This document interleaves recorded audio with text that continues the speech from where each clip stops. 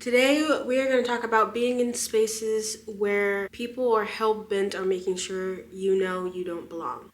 Sorry, I just want to apologize first off. I am just coming down from a cold, hot, whatever that was. It beat the heck out of my body, so I'm a little airy. But I wanted to do this video and get it up so that I'm not catching up later on in life. But anyways, so backstory.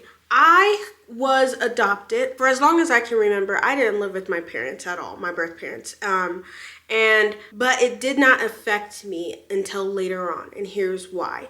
When I was initially the first 11 years of my life, I was either around people who looked like me, as in black, spoke like me, black, Ebonics, and rarely did I have to explain who I was because of my appearance. The only thing I did have to explain is my personality, because my personality is out there, very energetic. So for the first 11 years of my life, my foundation on who I was very bestowed upon me. Like it was very much put in my head that I come from beauty. I come from a culture that is one of a freaking kind. My grandma is Native American, so I also had that type of aspect in it where like there's just pride in the culture that I have.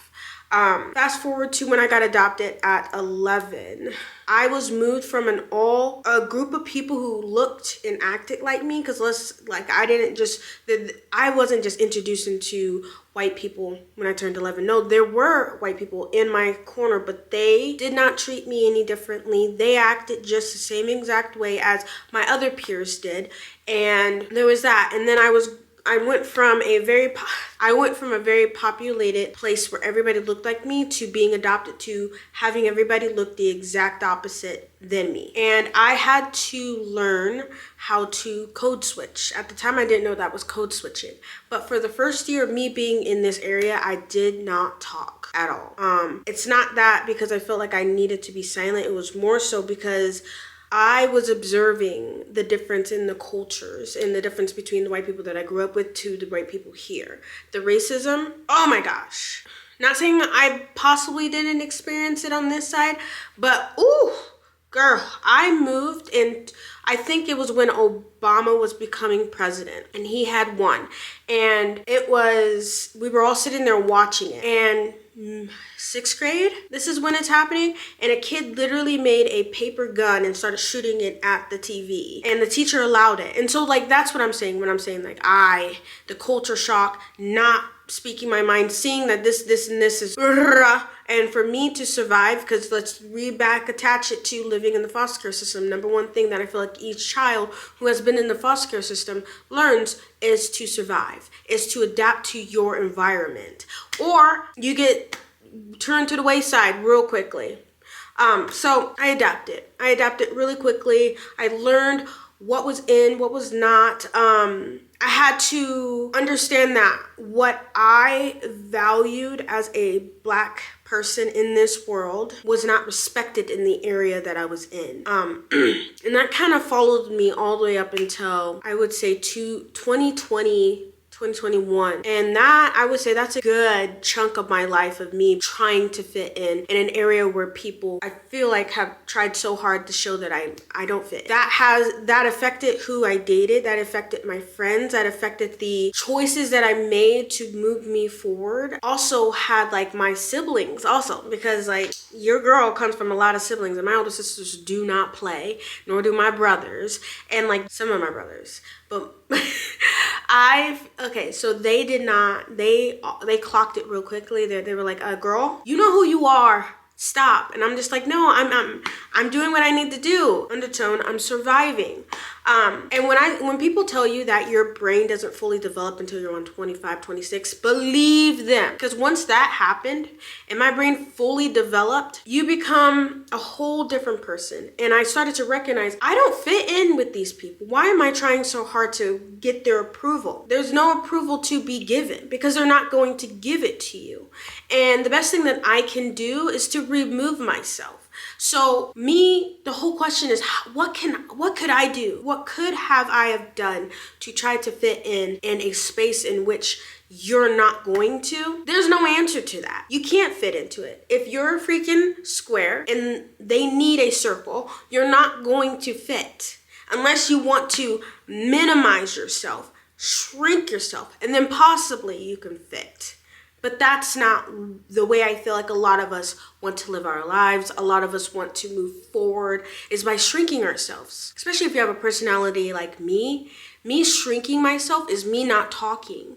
Me taking my bubbly self and becoming a very compacted version of who I am. Another example that I can bring up is that, without giving too much information away, I will say this. I dated a guy in which his family, initially in the beginning, I thought they were amazing. I was like, this is a Brady Bunch on steroids. Oh my goodness. Their life was perfect. Telling you the dad went to work, the mom would stay at home, all of the siblings loved each other. This is just me on the outside looking at it. And I was like, give it to me. Give me all of it. And I tried everything in my possible way to fit in. Changed my clothes, changed my ideas, my viewpoints. Oh my goodness, I changed so much that I didn't even recognize who I was. I valued so much what they had to say about me that anything that they pointed out, I was like, okay, you're right. No more of this, no more of that, no more. And then slowly they're like, you're so different. You don't act this way anymore. You used to be so much fun. But they critiqued every single thing to the point that I was so compacted that I couldn't even be myself. They noticed it and I noticed it. That relationship as a whole, we can all agree, is toxic. Those people are not my people. Those people will never be my people, nor will I ever want to be in the presence of those people. So I will never put myself back in that situation or spot to be surrounded by these exact gaslighting people. The world can make you feel like you have nobody that can relate to you, understand you. But I'm here to tell you, there's a little pocket somewhere. Your people are there, your friends are there, your family's there, blood related or not.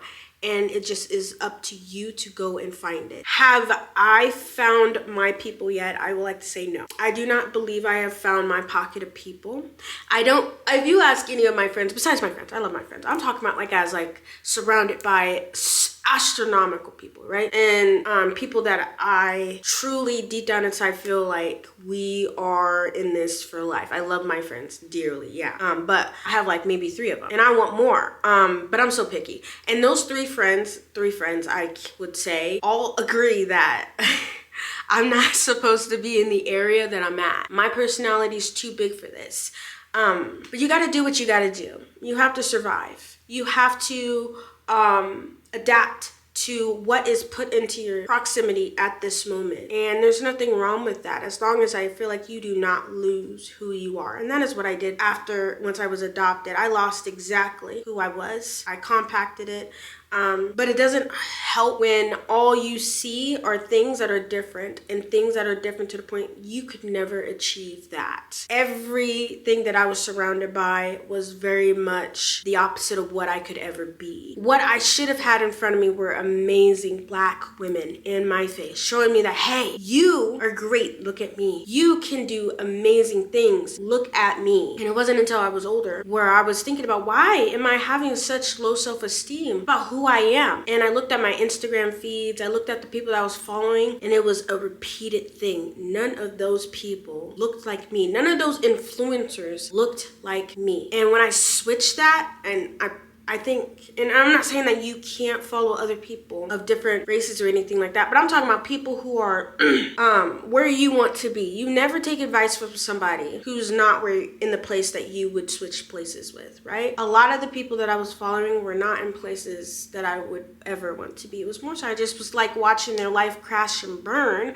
because it's reality. It was like just trauma happening all over the place. And that is not what I wanted. I wanted growth. I wanted development. I wanted people who were going and doing things that I also wanted to do. And once I switched my algorithm, I started following people who were like gym fanatics. Absolutely love my gym girlies. Body types. I stopped following the girls with long torsos, and I started following the more compacted, short girls.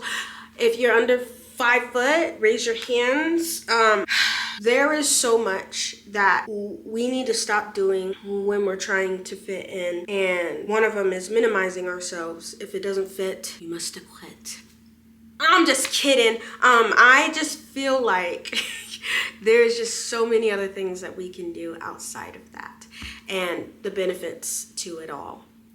I started my authentic journey maybe 3 years ago, and it has changed exactly who I want it to be, how I view myself, how I view the world, and how I present myself, the changes that I've made. And I think from like my videos, I think from even just last year with like they kind of turned from me venting to the camera and me more so motivating to the camera. I think that shows the growth that I have truly benefited from. I am so groggy. I'm so sorry. Like I said, I'm just really, really sick. But I wanted to do this video of stop standing in spaces in which you are not welcomed. Stop standing in spaces in which you are welcome but you don't fit in. You will find your place, you will find your people, and it's all just a matter of time. Keep working towards it. At a certain point, you will be where you need to be. And that's all I'm gonna say. Sorry the video is so short. I'm sick, and I am gonna go back and lay down and edit this video. Until next time, bye.